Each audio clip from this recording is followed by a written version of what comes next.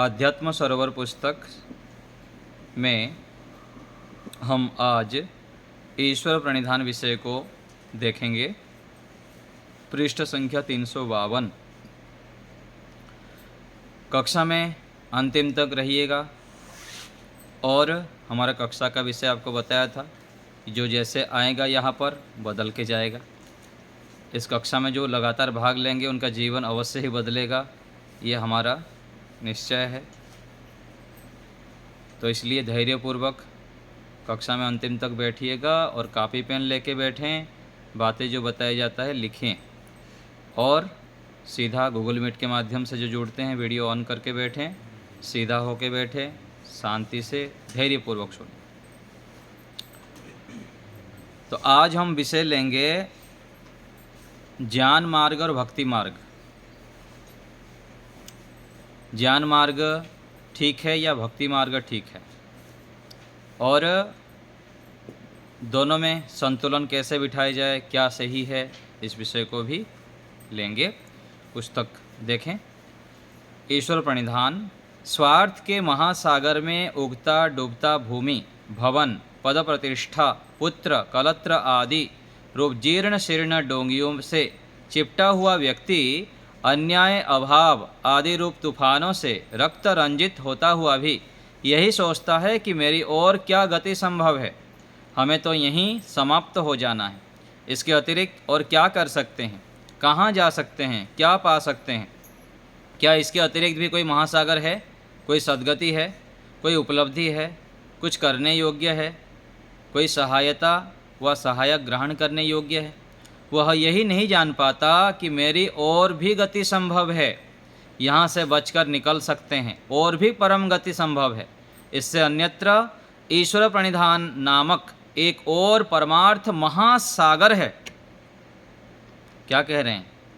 ईश्वर प्रणिधान, ईश्वर की भक्ति महासागर है, सुख के समुद्र है। हम क्या सुख देखे हैं संसार में? यहाँ व्यक्तियों में, वस्तुओं में हमको तो क्या कुछ देखे ही नहीं सुख। इतना आनंद मिलेगा, इतना हम सुख प्राप्त कर सकते हैं। आकर तो देखें, आकर देखें, प्रैक्टिकली करके देखें, भगवान का भक्ति करके देखें, बड़ा बड़ा यज्ञ करके देखें, बड़े बड़े जप करके देखें, विद्वानों के सानिध्य में आके देखें, शास्त्रों के सानिध्य में आके देखें, जागृत महापुरुषों के पास आके देखें, उनके सत्संग सुन के देखें। फिर धीरे धीरे इतना हमारे अंदर दिव्य गुण आ जाएंगे, ईश्वरमय जब जीवन बन जाएगा तो व्यक्ति को इतना सुख मिलेगा, सुख के महासागर में वो डुबकी लगाएगा। ये क्या यहाँ संसार में हम सुख ढूंढ रहे हैं? व्यक्तियों में, वस्तुओं में कहाँ सुख मिलता है? ये तो बहुत तुच्छ सुख है। महासागर सुख का कहाँ पर है? परमात्मा के सानिध्य में है, ध्यान में है, एकाग्रता में है, ब्रह्मचर्य में है, जितेंद्रिय में है, ऊर्ध्वरेता में है। छोटे छोटे हम सुखों के पीछे, इंद्रिय दोष के पीछे भाग के क्या करते हैं? अपने शक्ति को अधोगति में पहुंचा देते हैं। जब व्यक्ति ब्रह्मचर्य का पालन करता है, संयमित रहता है, ईश्वर की भक्ति करता है, तो दिव्य ज्योति ऋतंभरा प्रज्ञा से युक्त हो जाता है वो। ये क्या है? सुख के महासागर है। हम इसे प्राप्त कर सकते हैं और करना है, और जरूर करना है। और ये कब होगा? जब हम पट्टी बांध लेंगे, जागरूक बन जाएंगे, उठ जाएंगे नींद से। और सोना नहीं है, बहुत दिन सो गए, अब हमें जागना है, पुरुषार्थमय जीवन करना है। आलस्य प्रमाद को जीवन में लाना ही नहीं, मन में नकारात्मक विचार को लाना ही नहीं।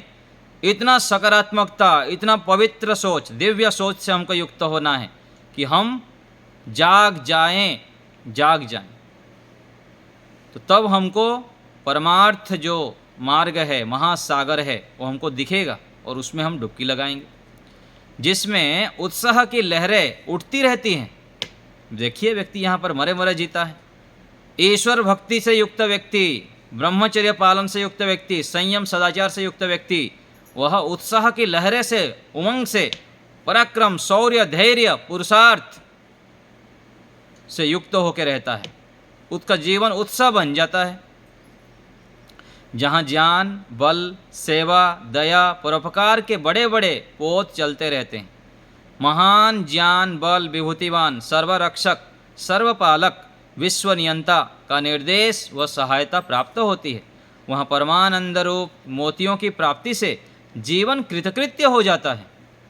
इसलिए कहा गया है योग दर्शन में, जो व्यक्ति ईश्वर के सानिध्य में रहता है, अपने क्लेशों को भस्म कर देता है, तो प्राप्तम प्रापणीयम ऐसे अनुभूति करता है। जो प्राप्त करना था पा लिया, क्षीयम क्षेतव्यम, जो नष्ट करना था वो नष्ट कर लिया। ऐसे स्थिति दिव्य सुख मिलता है जब ईश्वर के सानिध्य में रहते हैं, ईश्वर की आज्ञा पूर्वक जीवन जीते हैं, तब पूरा सर्वत्र ईश्वरमय दिखाई देता है। इसी को कहा गया यजुर्वेद में, तत्र को मोह कह शोकः एकत्वम अनुपश्यतः। व्यक्ति फिर पुरुष में पुरुष, स्त्री, महिला, बच्चे कुछ दिखता नहीं, सर्वत्र ब्रह्ममय दिखाई देता है। इतना वो ज्ञान से, वैराग्य से और दिव्य आनंद से परिपूर्ण हो जाता है, इतना उसको आनंद मिलता है।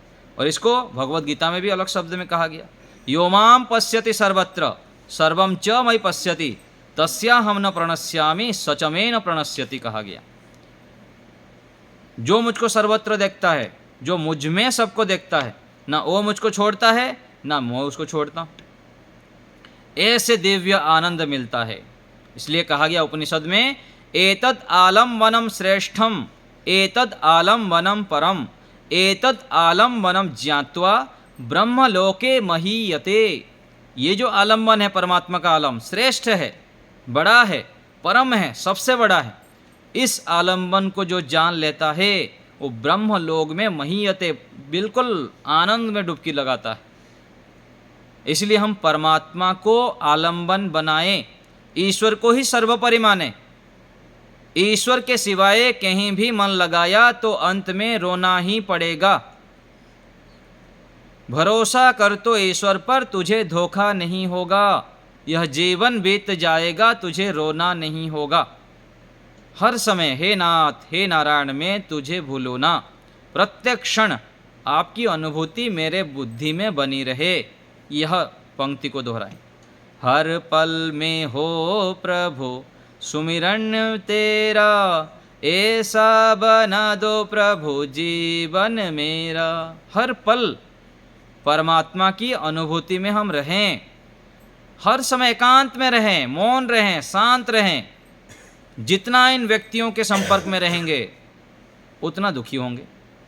जितने सांसारिक वस्तुओं के पीछे भागेंगे उतना भयंकर कष्ट मिलेगा, बाधाएं मिलेंगी, परेशानी मिलेगी। अति आवश्यक जितना चाहिए उतना उपयोग करना है, बाकी अपना सेवा कार्य में, धर्म कार्य में मेहनत करते रहना है, ईश्वरीय कार्य में। इसलिए कहा गया है जिसको कुछ भी नहीं चाहिए उसको सब कुछ मिल जाता है, और जिसको चाहिए चाहिए चाहिए उसको कुछ नहीं मिलता। तो ज्ञान मार्ग और भक्ति मार्ग, केवल ज्ञान मार्ग से कृतकृत्यता नहीं है, केवल भक्ति मार्ग से भी कृतकृत्यता नहीं है। ज्ञान मार्ग अर्थात संसार में अनेक पदार्थ हैं, उसमें ईश्वर के वास्तविक स्वरूप को जानना, जीवात्मा हम जो आत्माएं हैं उनकी स्वरूप को जानना और प्रकृति के स्वरूप को जानना, इन तीन चीज़ों को ठीक ठीक जानना, ये ज्ञान मार्ग है। ज्ञान प्राप्त करना, और ज्ञान भक्ति के बिना अधूरा है। यदि ईश्वर की भक्ति नहीं है, ईश्वरमय जीवन नहीं है, ईश्वर के प्रति विशेष श्रद्धा समर्पण नहीं है, विश्वास नहीं है, तो ज्ञान भी पूरा खाली हो जाता है। इसलिए हमको ज्ञान मार्ग भी चलना है, ज्ञान भी प्राप्त करना है। वेद, दर्शन, उपनिषद आदि शास्त्रों के निचोड़ को जानना है, ज्ञान भी प्राप्त करनी पड़ेगी, नहीं तो फिर अधूरा रह जाएंगे। केवल पूजा पाठ करेंगे, भक्ति करेंगे, भगवान की उसमें लग जाएंगे तो फिर अधूरा रह जाएंगे। हमको पूर्णमिदं पूर्णात् पूर्णमुदच्यते, पूर्णता से युक्त होना है हमको। हम अधूरे नहीं हैं, हमारे अंदर जो दिव्य सामर्थ्य है, हम महान हैं, और इस महानता को प्रकट करने के लिए हमको ज्ञान, कर्म, उपासना तीनों, ज्ञान भी ठीक ठीक करना पड़ेगा, पुरुषार्थमय जीवन करना है, और विशेष भक्ति, कृतज्ञता। कृतज्ञता क्या है? कृतज्ञ अर्थात कृतम उपकारम जानाति, किए हुए उपकारों को जानना, स्वीकार करना, तदनुकूल आचरण करना, ये कृतज्ञ है, कृतज्ञता है। माता पिता के उपकारों को स्वीकार करना, गुरु आचार्य बड़े सभी के उपकारों को स्वीकार करना, उनके अनुकूल चलना, विनम्र हो जाना। हमारा जीवन कैसे हो जाए? कृतज्ञता से युक्त हो जाए, विनम्रता से युक्त हो जाए, तब जाके हमको दिव्य सुख, दिव्य आनंद, दिव्य प्रसन्नता, दिव्य शांति की प्राप्ति होती है। उत्कृष्ट आनंद, उत्कृष्ट ज्ञान, बल, उत्साह ये कब प्राप्त होगा? जब हम विनम्र बनेंगे, कृतज्ञ बनेंगे। एक एक व्यक्ति को, गुणों को देखें, हम गुण दृष्टि हो जाए। जो हमारे नज़दीक हैं, जो जिनसे हमको लाभ मिलता है, उनके गुणों को ही देखें। 99 दोष हो तो उसकी ओर नहीं देखना है, एक गुण हो तो उस गुण को ही देखना है। तब जाके संबंधों में मधुरता आएगी, प्रेम बढ़ेगी, श्रद्धा, विश्वास और समर्पण भाव बढ़ेंगे। और यदि सुखी होना है तो हमको एक बात गांठ बांधना है कि दूसरों से अपेक्षा नहीं रखनी है, लेने की भावना नहीं, देना देना देना है। देते देते हम देवता बन जाएंगे। ये क्यों ऐसा नहीं कर रहा है, यूँ क्यों ऐसा नहीं कर रहा है, बिल्कुल नहीं। ऐसी भावना बिल्कुल भी नहीं करनी है। यदि हम देते जाएंगे तो ईश्वर की व्यवस्था है, ऑटोमेटिक उन लोग भी हमको देने लग जाएंगे। देंगे, जरूर देंगे। हम अपने ओर से 1000 दें, समय आएगा, 2 साल लग जाए, 5 साल लग जाए, 10 साल लग जाए, सामने वाला व्यक्ति जितना भी खराब हो, ऐसे तो खराब होता ही नहीं है, हम अपने अज्ञानता के कारण खराब बना के रखते हैं। स्वीकार करें अपने आप को कि दूसरे जो भी हो उसकी ओर मुझको ध्यान नहीं देना है, उनके गुणों को देखना है और मुझे अपनी श्रेष्ठ दिव्य प्रतिभाओं को उभारना है। दिव्य गुणों से परिपूर्ण होते हुए मुझे देते जाना है। देने का स्वभाव बनाइए, चाहे वो कुछ भी होता रहे सामने वाला व्यक्ति। तो हम ज्ञानी बने, ज्ञान प्राप्त करें। और ज्ञान क्या है? हम अपने दोषों को स्वीकार करें, विनम्र बने और दूसरों के गुणों को देखना और पुरुषार्थमय जीवन बनाना, यही वास्तविक ज्ञान है। ज्ञानी व्यक्ति कभी भी निठल्ला होके बैठेगा नहीं, घंटों घंटों सोएगा नहीं, पड़ा रहेगा नहीं, हर समय वो क्रियाशील रहेगा। काम काम काम, काम से कामयाबी, गति गति गति, गतिशील जीवन। जिसके जीवन में गति है वो प्रगति के शिखर पर चढ़ता है। तो हमको गतिशील रहना है। सुबह 3, साढ़े 3, 4 बजे से उठकर रात्रि 10 बजे तक गतिशील रहना है, नॉन स्टॉप। अनावश्यक ना गप्पे लगाना है, ना अनावश्यक कोई नकारात्मक सोच भी नहीं लाना है। बिल्कुल एक भी शब्द नकारात्मक नहीं लाना है। जो पीछे बीत गया उसको बिल्कुल नहीं लाना है, नहीं लाना है, नहीं लाना है, नहीं लाना है। केवल अच्छाई को लाना है, क्योंकि बुद्धिमान व्यक्ति हर समय शिखर की ओर बढ़ता है, आगे जीवन में उन्नति करता है। और मूर्ख व्यक्ति, अज्ञानी व्यक्ति पीछे को आवृत्ति करता रहेगा, ये ऐसे क्यों किया, ऐसे क्यों किया, मेरे साथ ऐसा हो गया, वैसा हो गया। अरे भाई, जो हो गया हो गया, बिल्कुल उसको सोचना नहीं है। आगे निरंतर हम अच्छे कार्य करें, दिव्य कार्य करें, श्रेष्ठ ऊंचाई के शिखर पर चढ़ते जाएं, चढ़ते जाएं, चढ़ते जाएं। इतना हम ऊंचाई पर चढ़ पड़े कि हमारे विरोधी, हमारे शत्रु भी हमारे मित्र बन जाए, हमारे प्रशंसक बन जाएं। इतना हमको शिखर पर चढ़ना है। और इस शिखर पर कैसे चढ़ेंगे? उग्र तपस्या से, अखंड प्रचंड पुरुषार्थ, पुरुषार्थ पुरुषार्थ पुरुषार्थमय जीवन बनाना है हम। और ये पुरुषार्थमय जीवन तब होगा जब हम छोटे छोटे सुखों को छोड़ेंगे। व्यक्तियों में, वस्तुओं में, खाने में, पीने में, देखने में, सुनने में, इन सब सुखों के पीछे यदि आप भागेंगे तो कैसे आत्मबल आएगा? आप कैसे शेर बनेंगे? गरजेंगे कैसे आप? इतना हमको आत्मबल बढ़ाना है। अपने ऊपर आत्मबल, आत्मविश्वास ये तब आता है जब हम पुरुषार्थमय जीवन करते हैं और इंद्रियों पर संयम करते हैं, ईश्वर भक्ति करते हैं और देते हैं। देते देते देते देते हम देवता बन जाते हैं और हमारे अंदर आत्मबल आता है।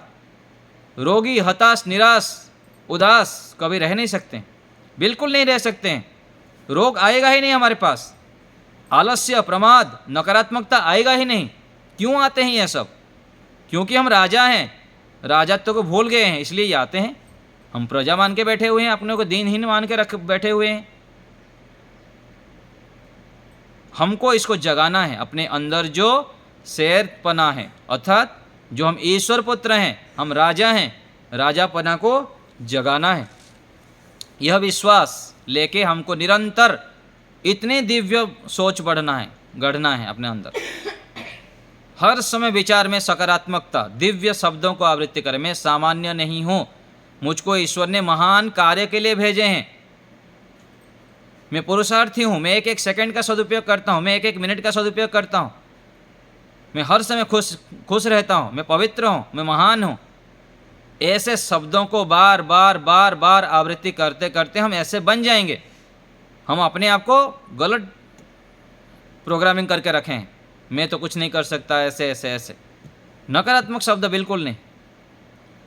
तो ऐसे करके हमको ज्ञान मार्ग में भी चलना है, ज्ञान भी बहुत अर्जन करना है और भक्ति भी करनी, भक्ति भी करनी, माता पिता की सेवा करनी, भक्ति, गुरु भक्ति, सब, ईश्वर भक्ति, सब विनम्रता, कृतज्ञता को अर्पण करना है, ग्रहण करना है। पुस्तक देखिए। लौकिक क्षेत्र में सांसारिक सुख प्राप्ति का एक अद्वितीय साधन है धर्मपूर्वक प्राप्त मान, धन, सोना, चांदी, रुपये आदि। कैसे? धर्मपूर्वक। इसके माध्यम से व्यक्ति भोजन, वस्त्र, आवास, वाहन, भ्रमण, दान आदि का संपादन करता हुआ सुख प्राप्त करता है।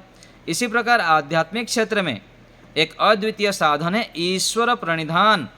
जिसने इसको प्राप्त कर लिया उसको अनेक प्रकार के आध्यात्मिक तथा सांसारिक सुख प्राप्त होते हैं। ये दिव्य कुंजी हैं, दिव्य कुंजी, दिव्य धन है, यही दिव्य रत्न है और यही कल्प वृक्ष है। आपको कल्प वृक्ष सुनाया था ना पीछे। जो चाहेंगे वो मिलेगा। ये जो हमारा मन है, जैसे सोचेंगे वैसे मिलेगा। ईश्वर प्रणिधान करेंगे तो जो सोचेंगे वो मिलेगा, उससे कई गुना अधिक मिलेगा। धर्म मार्ग पर चलिए, न्याय मार्ग पर चलिए, सेवा भाव करिए, देते जाइए, देते जाइए। जो आप मन में सोचते हैं वो सब मिलेगा, और केवल मिलेगा ही नहीं, कई गुना अधिक मिलेगा। करके तो देखिए, विश्वास करके देखिए, अवश्य मिलेगा, अवश्य मिला हुआ है। लाखों करोड़ों ऋषि मुनि लोग प्राप्त किए हैं दिव्य आनंद को, सुख को। हम भी प्राप्त करेंगे, अवश्य प्राप्त करेंगे। तो ईश्वर प्रणिधान, चलते फिरते उठते बैठते जागते परमात्मा को अपने सामने अनुभव करना। जैसे सीसीटीवी कैमरा लगा होता है तो हम पता रहता है कि कैमरा लगा हुआ है, रिकॉर्डिंग हो रहा है। ऐसे ही मन में जो भी मैं सोच रहा हूँ परमात्मा जान रहे हैं। ऐसे विश्वास कि मेरे माता, मेरे परम पिता, परम माता, परम गुरु, परम सखा, परम मित्र, परम वैद्य और परम हितैषी परमात्मा है, यह भाव हर समय मन में रखना है और दिव्य विचारों से युक्त होना है और दिव्य चीज़ मांगना है। प्रभु मुझको ये चाहिए, बस मैं हर समय पुरुषार्थमय जीवन हो, मैं हर समय उत्साह, उमंग, पराक्रम, शौर्य, जितेंद्रिय, ऊर्ध्व रहता बन जाऊँ। मैं छोटे छोटे सुख के लिए मेरा जीवन ना हो, मैं आपके दिव्य आनंद से युक्त हो जाऊं। प्रभु आप जैसे संसार में कोटि कोटि जनों को सुख पहुंचाते हैं, मैं भी ऐसे दिव्य गुणों से युक्त हो जाऊं कि सबको मैं सुख खुशियाँ बांटता रहूं। मुझको ऐसे बना दीजिए, मुझको वैराग्य से युक्त कर दीजिए, मुझको समाधिस्थ अवस्था को प्राप्त करा दीजिए। मैं जीवन मुक्त बन जाऊं, मैं त्रिगुणातीत बन जाऊं, तीनों गुणों से ऊपर उठ जाऊं और मैं हर समय स्वस्थ रहूं, बलवान रहूं, प्रज्ञावान रहूं। इतना मुझको सामर्थ्य दीजिए। ऐसी प्रार्थना ईश्वर से करना चाहिए कि मेरा जीवन अकाम हो जाए, निष्काम हो जाए, पुरुषार्थ पुरुषार्थ पुरुषार्थमय मेरा जीवन हो जाए, आलस्य प्रमाद मेरे पास आ ही ना पाए, ऐसे मैं बन जाऊं। ऐसी प्रार्थना करते हुए जब हम बढ़ते हैं तो परमात्मा हमको ऐसे बना देते हैं। आगे देखिए, आज जो धनी है, मान लिया कि 20 वर्ष पूर्व वो निर्धन था। जब वो निर्धन था तब आज की अपेक्षा कम भोग साधनों के होने पर भी प्रसन्न, शांत, निर्भय, संतुष्ट, सेवाभावी, स्वाध्यायी, सत्संगी आदि था। किंतु आज वही व्यक्ति जब पूर्व अपेक्षाया अधिक धनी, साधनवान, ऐश्वर्यशाली होकर अपने पूर्व जीवन से तुलना करता है तो पूर्व की अपेक्षा प्रसन्नता आदि की न्यूनता, अभाव का अनुभव करता है तथा चिंता, भय, शोक, पाप, वितर्क, यम नियम का हनन आदि से अधिक युक्त पाता है। इसका कारण है धन वृद्धि के साथ धर्म की वृद्धि नहीं कर पाना। देखिए, पुण्य का जो फल है, पैसे का जो फल है वो सीमित है, और पुण्य का फल क्या है? असीमित है। फिर से सुनिए, पैसे का जो फल है ना, एक सीमा है उसका। इतना आप धनवान बन जाएंगे, प्रतिष्ठा मिल जाएगी, मान मिल जाएगी, आपको वाहवाही मिल जाएगी। लेकिन जो पुण्य का फल है ना, वो बहुत अधिक होता है। पैसे के माध्यम से आप अपने घर में संस्कारवान, दिव्य प्रतिभा उत्पन्न नहीं कर सकते हैं, लेकिन पुण्य आचरण से, पुण्य कमाई से आप अपने घर में संस्कार से युक्त, राष्ट्रभक्त, ऋषित्व से युक्त, महान प्रतिभा, दिव्य गुणों से युक्त संतानों को ला सकते हैं। ये पुण्य का प्रभाव है, धर्म का प्रभाव है, चरित्रता का प्रभाव है। इसलिए अपने घर में बच्चों को धन कम दीजिए चलेगा, लेकिन धर्म अधिक दीजिए। पैसा कम दीजिए चलेगा, लेकिन पुण्य अधिक दीजिए, संस्कार दीजिए, दिव्य संस्कारों से युक्त करिए। और ये कब होगा? जब आप गुरुकुल में आएंगे, गुरुकुल परंपरा से जुड़ेंगे, श्रेष्ठ गुरु, आचार्य, विद्वान के सानिध्य में रहेंगे, उनके पास लेके आएंगे, उनको भी अपने घर में बुलाएंगे, निरंतर दिव्य लोगों के संग में रहेंगे तो आप भी दिव्यता से युक्त हो जाएंगे। और स्वयं जो परमात्मा दिव्यता से दिव्य है, उस परमात्मा की उपासना से स्वयं भी आप महान बनेंगे। अपने संस्कार को, संतानों को भी महान बना सकते हैं, संस्कारों को भी महान बना सकते हैं। आप सोचिए कि ऐसे हमारा संतान हो जिसके मन में कोई गलत विचार आए ही ना, हर समय वो दिव्य पुरुषार्थमय जीवन हो जाए, अच्छे संस्कार से युक्त हो जाए। हमारा संतान जहाँ पर जाएगा वहाँ करोड़ों लोगों को सुख शांति प्रसन्नता से युक्त कर दे। कितनी आनंद है माता पिता को। जो संतान सन्यासी बन जाए, ऋषि बन जाए, तो पूरा विश्व को प्रकाशित कर दे, अपने कुल खानदान को कल्याण से युक्त कर दे, युगों युगों तक धन्य कर दे। ऐसे संतान हम क्यों नहीं ला सकते हैं? क्यों लाने के लिए प्रयत्न नहीं करते? तो ये होगा पुण्य से, धर्म से, अच्छे संस्कारों से। यही स्थिति प्रायः आध्यात्मिक जगत में भी देखी जाती है। जब नया नया इस मार्ग में आया था, गृह त्याग किया था, गुरुकुल, गुरु सन्निधि आदि में आया था, तब सरलता, जिज्ञासा, सेवा, सहनशीलता, त्याग, सत्यवादिता आदि गुणों की बहुलता वाला था। शांत, संतुष्ट, गंभीर था। परंतु वही व्यक्ति व्याकरण, छंद, दर्शन, उपनिषद, वेदादि शास्त्रों को पढ़ने के बाद छली, कपटी, अभिमानी, स्वार्थी, कठोर, अशांत, उर्दंड आदि स्पष्ट दिखाई देने लगता है। इसका कारण है ज्ञान अर्जन के साथ साथ ईश्वर के प्रति प्रेम, श्रद्धा, निष्ठा, रुचि अर्थात ईश्वर प्रणिधान की वृद्धि ना होना। यही तो मैं कह रहा था, ज्ञान मार्ग और भक्ति मार्ग। केवल ज्ञान हो जाएंगे तो रावण बन जाएंगे, दुर्योधन बन जाएंगे, कंस बन जाएंगे। लेकिन ज्ञान के साथ जब हमारे अंदर भक्ति आ जाएंगे, श्रेष्ठ कर्म, निष्काम कर्म आ जाएगा, तो हम राम बन जाते हैं, मर्यादा पुरुषोत्तम बन जाते हैं, मर्यादा से युक्त हो जाते हैं। इसलिए ज्ञान और कर्म और उपासना तीनों का समन्वय चाहिए। प्रत्येक दिन आधा से 1 घंटा ईश्वर की उपासना के लिए दीजिए, यज्ञ के लिए दीजिए, संध्या के लिए दीजिए, गायत्री मंत्र जप के लिए दीजिए। और विशेष सिद्धि चाहते हैं तो उसकी समय बढ़ाइए, 1 घंटे से 2 घंटा, 3 घंटा, 4 घंटा, 5 घंटा, धीरे धीरे बढ़ाएं। देश काल स्थिति को देखते हुए, अपने परिस्थिति को देखते हुए बढ़ाते जाइए। कभी कभी पढ़ा लिखा व्यक्ति ऐसा घृणित आचरण कर देता है जैसा कि कोई अनपढ़ भी नहीं कर सकता, परंतु ऐसी दुर्दशा उसकी होती है जो धर्माचरण को, ईश्वर प्राप्ति लक्ष्य को छोड़कर शब्द मात्र में उलझा हुआ होता है। इसलिए बहुत परीक्षण करना पड़ते हैं विद्वानों को, आचार्यों को, गुरुओं को। परीक्षण करना चाहिए। और परीक्षण कैसे करेंगे आप, कैसे करेंगे परीक्षण? केवल शब्द आप भी पढ़ लेंगे तो नहीं परीक्षण कर पाएंगे। आपके जीवन में भी त्याग होनी चाहिए, तपस्या होनी चाहिए।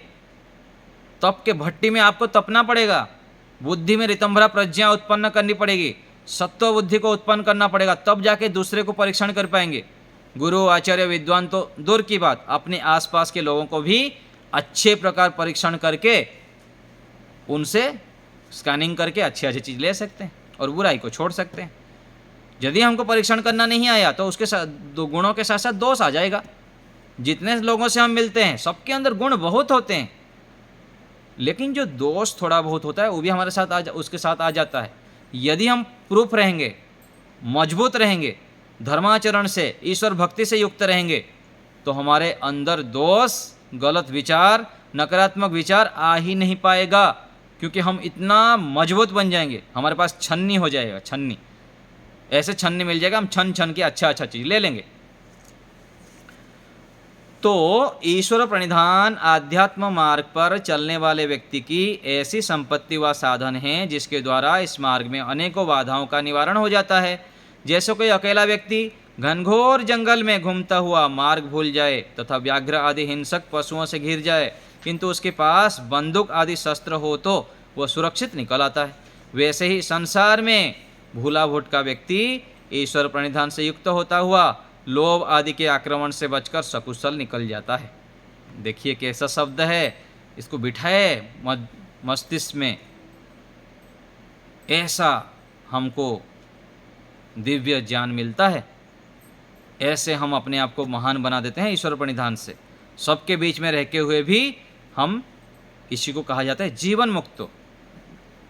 लिपटते नहीं है किसी से भी, सबसे साथ व्यवहार करेंगे, लेकिन अपने चेतना को, अपने ज्ञान को इतना ऊंचा बना दीजिए कि किसी का प्रभाव भी हमारे ऊपर ना पड़े। कोई निंदा करे, अपमान करे, कुछ भी करता रहे, हम उससे ऊपर उठ जाएं।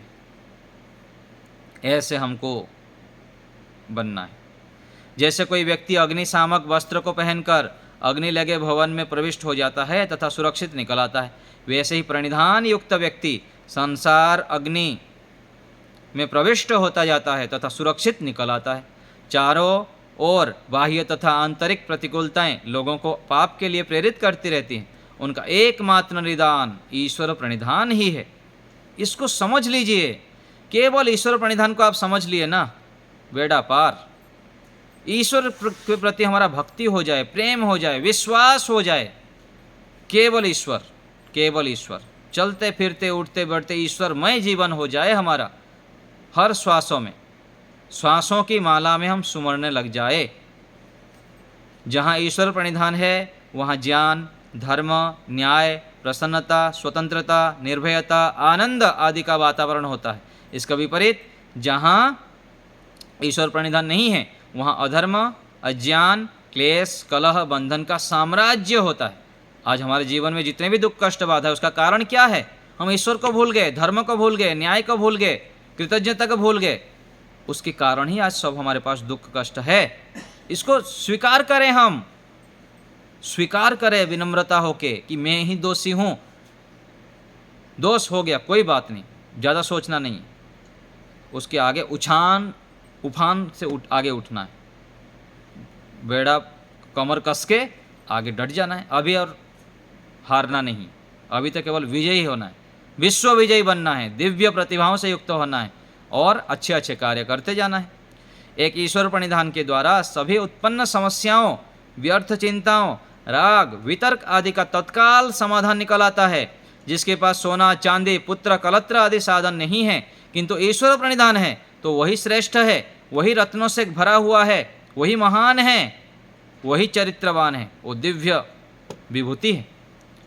क्योंकि स्वर्ण आदि ऐश्वर्य से जिस आनंद फल की प्राप्ति होती है उसकी पूर्ति ईश्वर प्रणिधान से हो जाती है। उससे भी विशेष सुख मिलता है। यहाँ घूमने फिरने, खाने पीने, मौज मस्ती में जो सुख नहीं मिलता है, ईश्वर प्रणिधान से, ईश्वर के ध्यान से, ईश्वरमय जीवन बताने से उससे कितना बड़ा बड़ा सुख मिलता है।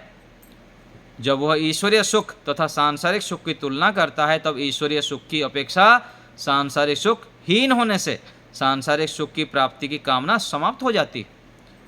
कहाँ छोटे छोटे सुख में व्यक्ति उलझेगा? जब दिव्य आनंद की प्राप्ति होगी तब।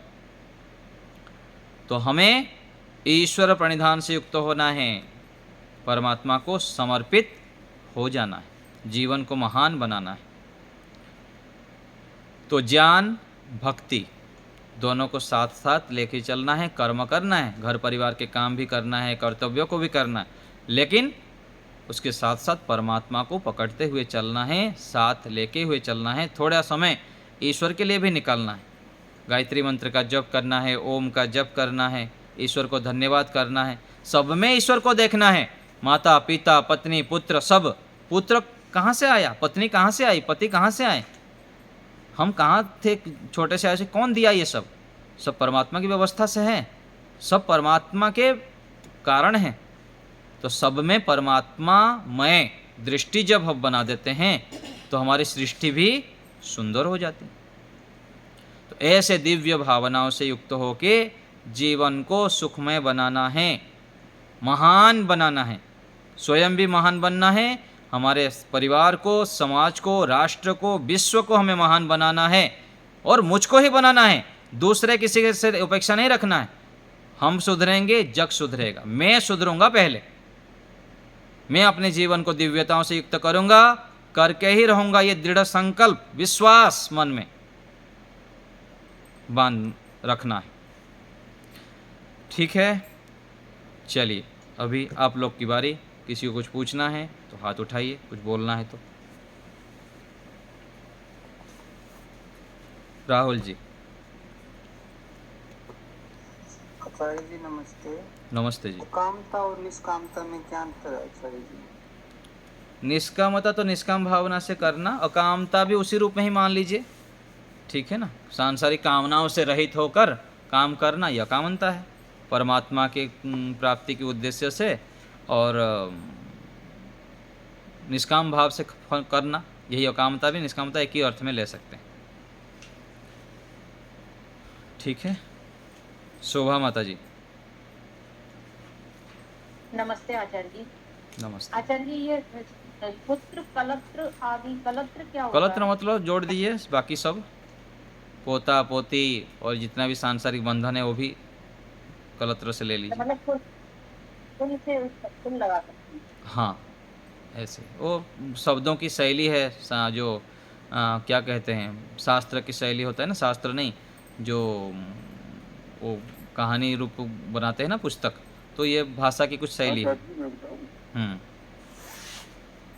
जी, कलत्र नारी को भी कहते हैं, नारी को भी कहते हैं। अच्छा अच्छा, हाँ, इस अर्थ में ले लीजिए। जितने भी सांसारिक संबंध होते हैं ना, सब में उलझ जाते हैं ना, उन सबको उलझना नहीं, ऐसा। चलिए, डोंगियों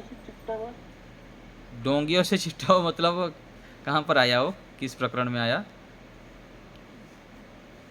क्या लिखा है वहाँ पर? हाँ, वो डोंगियों से प्रधान के प्रारंभ में ही आया, दूसरी पंक्ति में। हाँ, क्या उसमें प्रकरण चल रहा था वहाँ पर?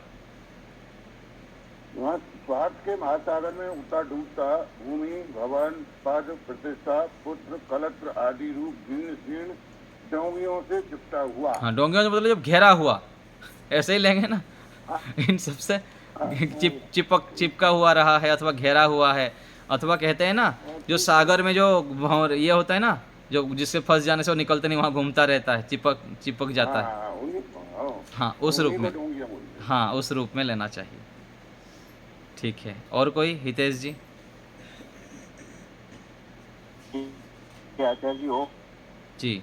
आचार्य जी, मेरा प्रश्न था कि जैसे आप जैसे भक्ति भी और ज्ञान दोनों होने आवश्यक है जी। अब हम जैसे पूरा जैसे कई ऐसा पढ़ते हैं कि जिन लोगों को ज्ञान नहीं था पर उन्होंने भक्ति मतलब भक्ति में उनको ईश्वर की प्राप्ति हुई, ऐसे कई उदाहरण मिलते हैं। हाँ जी, लेकिन पूर्णता प्राप्त नहीं हुई ना, उनको फिर दूसरा जन्म लेना पड़ेगा। जैसे जितना हम भक्ति मार्ग वाले सुनते हैं ना, गंगा जाके कोई उदाहरण आते हैं ना आचार्य जी। हाँ जी। और ऐसा भी सुना है कि जैसे ज्ञान मार्गी जो होता है तो रिस्पांसिबिलिटी उसकी खुद की स्वयं की हो जाती, पर किंतु जो भक्ति करता है तो उसकी रिस्पांसिबिलिटी ईश्वर ले लेते हैं, मतलब उसकी जिम्मेदारी ईश्वर की हो जाती है। ठीक है, माइक म्यूट करिए। देखिए, बहुत सारी बातें हम सुनते हैं, इधर से सुनते हैं उधर घुसा देते हैं। जब विस्तृत रूप में सोचेंगे ना, क्या कह रहे हैं, क्या सुनने में आता है, शास्त्र क्या कह रहा है, ऋषि क्या कह रहा है, वेद क्या कहता है, सबको पैरेलल लेवल से तोलना पड़ता है। केवल सुन लिया ऐसा होता है, देख लिया ऐसा होता है, ज्ञानी तो ऐसे ही होते हैं, भक्ति मार्ग वाले ऐसे ही होते हैं, ठीक है होते हैं, लेकिन सब जगह सभी चीज़ को घटा नहीं सकते। भक्ति मार्ग अच्छी बात है, भक्ति मार्ग में जब चलते हैं तो संत बन जाते हैं, दूसरे को हानि नहीं पहुंचाते हैं, लेकिन उसमें पूर्णता नहीं है। हमको तो पूर्णता प्राप्त करनी है। ईश्वर तो ले लेते हैं, लेकिन ईश्वर लेने के बाद भी ऐसे ज्ञान देंगे कि इस जीवन में मोक्ष नहीं हो पाएगा तो अगले जीवन में फिर पढ़ना पड़ेगा, ज्ञान प्राप्त करनी पड़ेगी, फिर मोक्ष होगी। क्योंकि वेद में कहा गया विद्याम च यस्तद भय चो भयाशयम अविद्या मृत्युम त्रित्वा विद्या मृतम अश्नुते। ज्ञान कर्म उपासना तीनों चाहिए। और ऋषि दयानंद जी ने कितने हजार पुस्तक पढ़े, कितने संप्रदाय में गए, कितना कुछ छान मारे, तब जाके निचोड़ वेदों का बताए हैं कि जिनको पूर्णता को प्राप्त करना है, संपूर्ण क्लेशों को दग्धीभूत करना है, उनको ज्ञान कर्म उपासना तीनों पैरेलल लेवल पर करना पड़ेगा। सांख्य दर्शन में भी चर्चा आया, केवल ज्ञान से क्या मुक्ति हो जाएगी क्या, केवल कर्म से हो जाएगी क्या, केवल उपासना से हो जाएगी क्या, ना, नहीं चलेगा। तीनों का समन्वय करना पड़ेगा। अच्छी बात है, भक्ति कर रहे हैं, किसी को हानि नहीं पहुंचा रहे हैं, अपने जीवन को ठीक करके लोगों को लगा रहे हैं, लेकिन पूर्णता नहीं हो पाएगी, कहीं ना कहीं कसर रह जाएगी 5-10%। और जब आप वेदों को पढ़ेंगे और उसके कसौटी को जानेंगे तब समझ में आएगा कि हाँ 90% 95% तो कर सकते हैं, पिछले जीवन में मान लीजिए पढ़ा हुआ है, लिखा हुआ है, ये किया हुआ है, लेकिन अंतिम जो मुक्ति की पैमाना है, क्लेशों का दग्धबीज, उसके लिए तो ज्ञान भी चाहिए। ठीक है। तो आचार्य जी ये इसमें नवदा भक्ति में तो आप नौ को भी पकड़ ही कर सकते हैं ना, वो भी तो बताते हैं फिर। वही बता रहा हूँ ना, वो सब अलंकारिक कथन है। कथन के रूप में तो बहुत कुछ बताया जाएगा, प्रैक्टिकली क्या है, वेद क्या कहता है, अंतिम कसौटी तो वेद है। गुणगान करने के लिए तो बहुत संत अनेक प्रकार से कह रहे हैं, रामायण है, अनेक प्रकार से पुराण है, बहुत कुछ बहुत का प्रकार से। आपको पहले तो आओ, उतना तो कहाँ कर पा रहे हैं हम तो ऊपर ऊपर कहाँ जमीन आसमान में नीचे पटके हुए हैं, उससे ऊपर उठो। ऊपर उठाने के लिए तो अनेक प्रकार से आपको बताया जाएगा।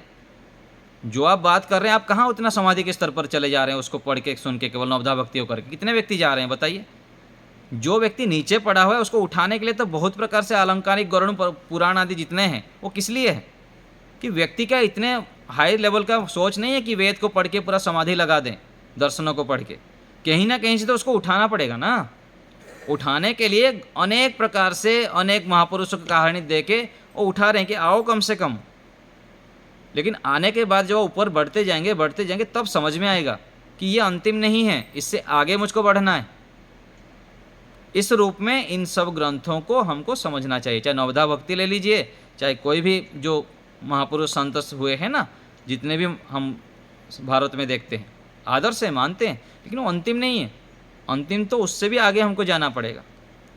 और उतने देर तक पहुँचना भी कहाँ इस जीवन में व्यक्ति को पहुँच जाएगा, उतना पहुँचेगा जब फिर पता लगेगा कि ये अंतिम नहीं है, उससे भी आगे मुझको बढ़ना है।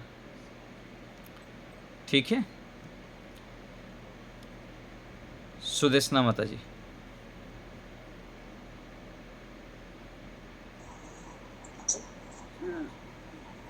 अच्छा जी, अगर हमारा यथार्थ ज्ञान नहीं होगा ना तो भक्ति मार्ग में जाएंगे ना, हम भटक जाएंगे। और ज्ञान नहीं होने से हम ईश्वर को भी ठीक से नहीं जान पाएंगे, संसार को भी नहीं जान पाएंगे, अपने बंधु संबंधी इनको भी यथार्थ रूप में नहीं जान पाएंगे। देखिए, भक्ति करेंगे तो भक्ति का प्रवाह भी आप ज्ञान की ओर आएंगे। यदि सही भक्ति आप कर रहे हैं ना, कितने हमारे पास आते हैं यहाँ पर, हम भी तो आए हैं, कहाँ हमारे पास ज्ञान था बताइए। हम कितना कहाँ गए, भटके हैं। तिरुपति गया हूँ, शिरडी गया हूँ, मुंबा देवी गया हूँ, कितने मंदिरों में गया हूँ, कितने पूजा पाठ करता था मैं।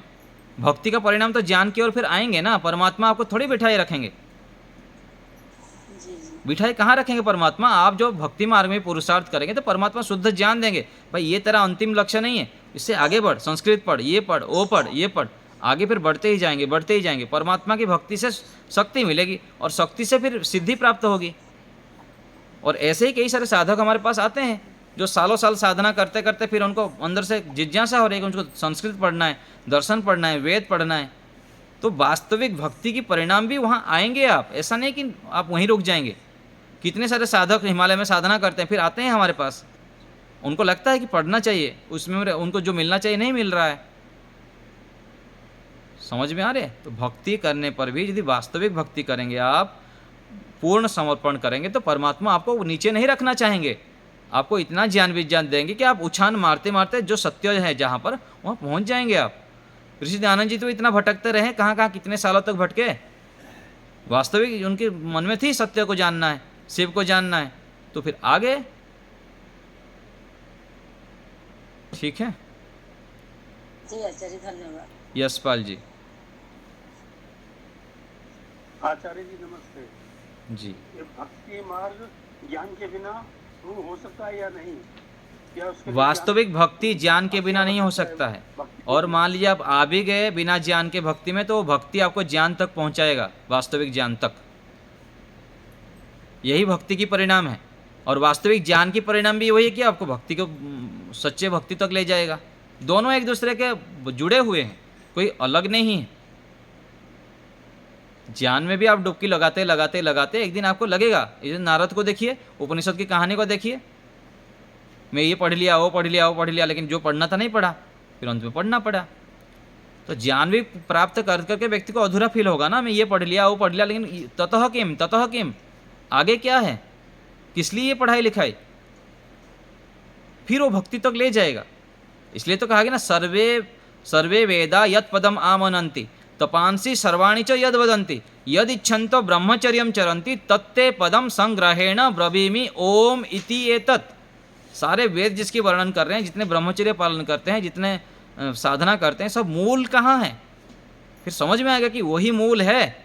यदि उसको नहीं पकड़ा, यदि उसको नहीं प्राप्त किया, तो सारा व्यर्थ है। यही तो उपनिषद में कह रहे हैं मैत्रेयी को ऋषि कि यदि आत्मज्ञान नहीं हुआ, परमात्मा ज्ञान नहीं हुआ, तो क्या, कुछ नहीं। उसी को ही प्राप्त करने से ही कृतकृत्यता होती है। तो उसको जान, उसको मुझको जानना है, और उसी से ही कृतकृत्यता है। आत्मा वा अरे द्रष्टव्य श्रोतव्य निधिध्यासितव्य, उपनिषद में कहा गया। उस आत्मा को ही जानो, उसको जानने के लिए प्रयत्न करो, उसका ही ध्यान करो, उसका ही निधिध्यासन करो। और उपनिषद में फिर कह दिया गया, यह चेद अवेदिन अथ सत्यम अस्ति नोचेत महति विनष्टि। यदि इसी जीवन में ईश्वर को जान लिया तो सफल है, जीवन को सार्थक बना दिया आप। नोचेत महति विनष्टि, महान विनाश कर दिए, ये कहा गया। हाँ जी, हितेश जी बोल रहे हैं कुछ। आचार्य जी मैं माफी चाहूंगा, एक और चीज की, जैसे जी अब उदाहरण तो क्या जैसे जो देखते हैं उसमें से, जैसे भागवत में आता है कि उद्धव जी बहुत ज्ञानी थे, पर वो उनको भक्ति के लिए मतलब गोपियों के अपने भगवान ने भेजा था ईश्वर। जी जी। मतलब उन्होंने कहा था कि आप इसके बारे में मतलब पूरे नहीं हो पाओगे, वो जबकि वो उद्धव जी ज्ञानी थे। जी हाँ, वही बताया ना, ज्ञान दो प्रकार का ज्ञान है ना। एक तो शाब्दिक ज्ञान है, एक तत्व ज्ञान है, एक भ्रमात्मक ज्ञान भी, एक संशयात्मक ज्ञान भी है ना। शाब्दिक ज्ञान तो वेद आदि शास्त्रों को बहुत हम पढ़ सकते हैं, लेकिन केवल शब्द ज्ञान से काम नहीं चलता है ना। तत्व ज्ञान के लिए हमको फिर मेहनत करना पड़ता है, तो उसी रूप में वहाँ भी ले सकते हैं। सब जगह पर वही का लागू होगा। शब्द ज्ञान और जो व्यवहारिक ज्ञान है, इसके लिए फिर श्रवण, मनन, निधिध्यासन और साक्षात्कार, आगम काल, स्वाध्याय काल, प्रवचन काल, फिर व्यवहार काल। तो व्यवहार में लाने के लिए तो सालों साल तपस्या करनी पड़ती है, मेहनत करनी पड़ती है, फिर जाके ये जीवन धन्य होता है।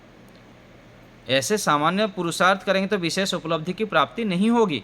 विशेष उपलब्धि तो समाधि में प्राप्त होंगे, क्लेशों को दबदबिज करने पर प्राप्त होगा, जीवन मुक्त होना पड़ेगा, त्रिगुणातीत होना पड़ता है, स्थितप्रज्ञ होना पड़ेगा।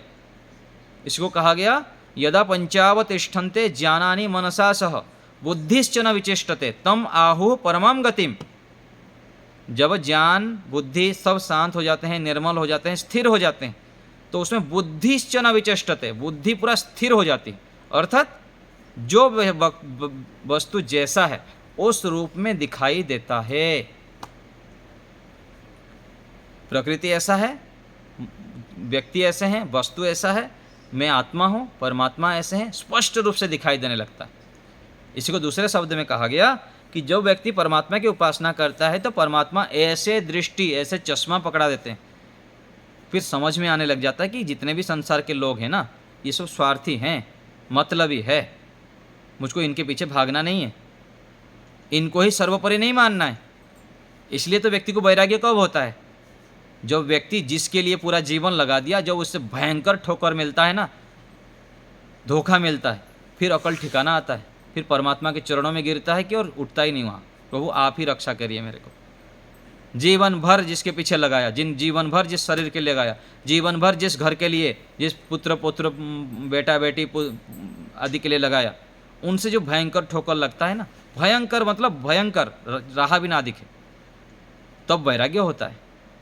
अथवा कोई बुद्धिमान होता तो पहले से ही ज्ञान करके, ज्ञान पकड़ के, सबके वास्तविकता को जान के फिर परमात्मा के चरणों में गिर जाता है। और इसी को कहा गया, दुख में सुमिरन सब करे, सुख में करे न कोई। यदि सुख में सर्व सिमरण करे तो दुख काय को है।